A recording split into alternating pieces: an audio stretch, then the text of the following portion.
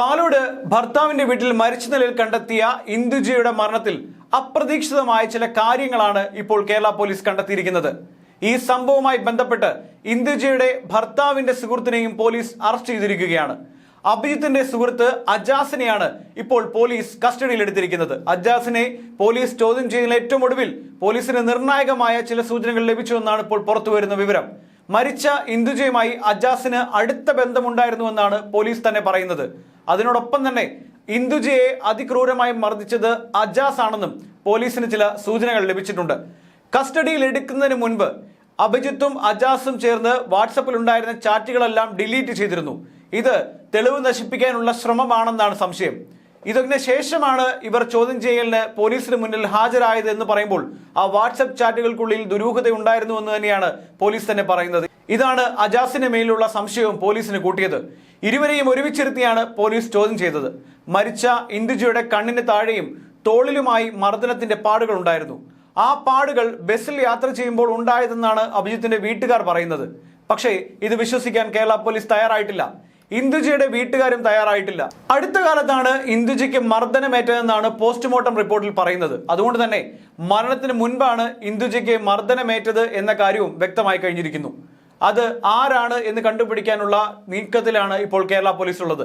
പാലോട് നവവധു ഇന്ദുജിയുടെ ആത്മഹത്യയിൽ ഭർത്താവ് അഭിജിത്തിനെയും സുഹൃത്തുക്കളെയും കേന്ദ്രീകരിച്ച് അന്വേഷണം വിപുലപ്പെടുത്തിയിരിക്കുകയാണ് ഇപ്പോൾ പോലീസ്.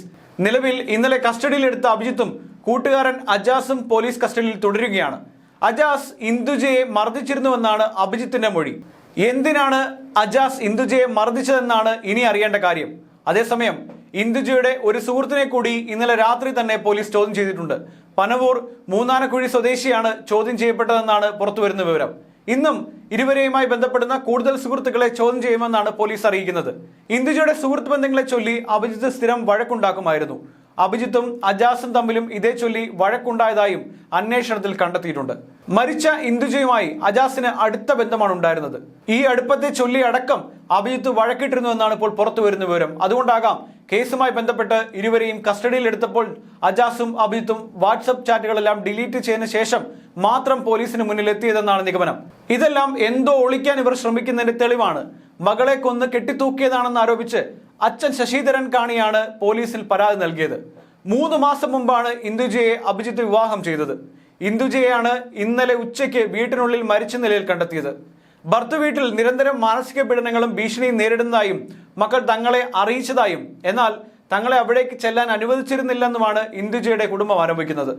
മകളുടെ മരണത്തിൽ ദുരൂഹത ആരോപിച്ച് കുടുംബം പോലീസിലും പരാതി നൽകിയിരുന്നു. പരാതിക്ക് പിന്നാലെ ഇന്ദുജയുടെ ഭർത്താവ് അഭിജിത്തിനെ നേരത്തെ കസ്റ്റഡിയിൽ എടുത്തിരുന്നു. വിവാഹം കഴിഞ്ഞ് 3 മാസം മാത്രമേ ആയിരുന്നുള്ളൂ. അതിനിടയിലാണ് യുവതിയെ മരിച്ച നിലയിൽ കണ്ടെത്തുന്നത്.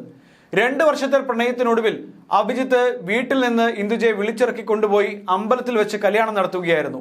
കഴിഞ്ഞ ആഴ്ച ഇന്ദുജ വീട്ടിൽ വന്നപ്പോൾ ശരീരത്തിൽ മർദ്ദനമേറ്റന്റെ പാടുകൾ ഉണ്ടായിരുന്നുവെന്നും പിതാവ് പറയുന്നുണ്ട്.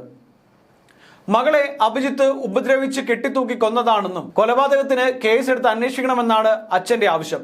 പഠിപ്പിച്ച് മകളെ നല്ല രീതിയിലാണ് വളർത്തിയത്. പല വിവാഹാലോചനകളും വന്നിരുന്നു. അഭിജിത്ത് അതെല്ലാം മുടക്കി. വിവാഹം കഴിച്ച് വീട്ടിലെത്തിയിട്ടും അഭിജിത്തിന്റെ അമ്മ അംഗീകരിച്ചിരുന്നില്ല. ഇന്ദുജയ്ക്ക് വീട്ടിൽ സ്ഥാനമില്ലെന്നാണ് പറഞ്ഞത്. അവരെല്ലാവരും ചേർന്നാണ് മകളെ ഉപദ്രവിച്ചതെന്നും ഇന്ദുജയുടെ പിതാവ് ആരോപിക്കുന്നു. സംഭവിച്ച എന്റെ മോളെ ഈ കക്ഷി അഭിജിത്ത് എന്ന് പറഞ്ഞ കക്ഷി എൻ്റെ മോളെ വിളിച്ചുകൊണ്ട് 4 മാസമായി. 4 മാസമായിട്ട് മോള് വീട്ടിൽ വരുമായിരുന്നു. വീട്ടിൽ കഴിഞ്ഞ ആഴ്ച വന്നിട്ട് അവളെ ദേഹത്ത് മൊത്തം മുറിവും കാര്യങ്ങളുണ്ടായിരുന്നു.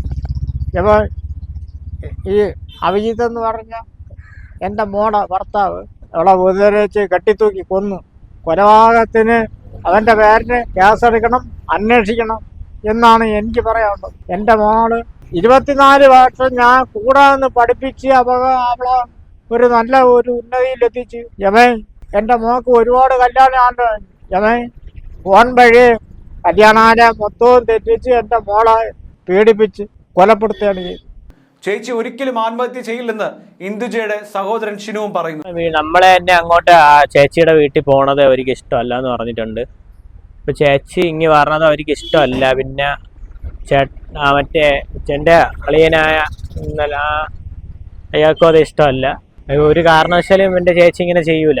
എന്ത് വിഷയമുണ്ടെങ്കിൽ എൻ്റെ അടുത്ത് പറയണതാണ്. 4 മാസമല്ലേ അയാളങ്ങ് പോയിട്ട്.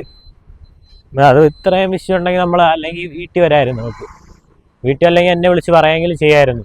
എന്തിനാണ് അറിഞ്ഞുകൂടാ. എന്തായാലും എനിക്ക് നല്ല സംശയമുണ്ട്. അവരെ വീട്ടുകാർ തന്നെയാണ് കുഴപ്പം. പിന്നെ ആരും ഒന്നും ചെയ്യാതെ അവൾ ഒരു കാരണവശാലും അങ്ങനെ ചെയ്യാറില്ല. ഇതിനേക്കാളും വലിയ പ്രശ്നം വന്നിട്ടുണ്ട്. എന്നിട്ട് അത് അവള് മടി കറന്ന് പോയിട്ടുണ്ട്. ഏതായാലും ഈ വിഷയത്തിൽ, ഈ ഒരു കേസിൽ വളരെ നല്ല രീതിയിലുള്ള ഒരു അന്വേഷണം ഇപ്പോൾ പോലീസ് നടത്തുന്നുണ്ട് എന്ന് പറയേണ്ടി വരും. അതുകൊണ്ട് തന്നെയാണ് അജാസിനെ പോലെ സുഹൃത്തുക്കളെ കേന്ദ്രീകരിച്ച് ഇപ്പോൾ പോലീസ് അന്വേഷണം നടത്തുന്നത്. എന്തായാലും ഇന്ദുജയുടെ മരണം അത് ആത്മഹത്യയാണോ കൊലപാതകമാണോ എന്ന് വരും മണിക്കൂറിൽ തന്നെ കണ്ടെത്താൻ കഴിയുമെന്നാണ് പ്രതീക്ഷിക്കുന്നത്.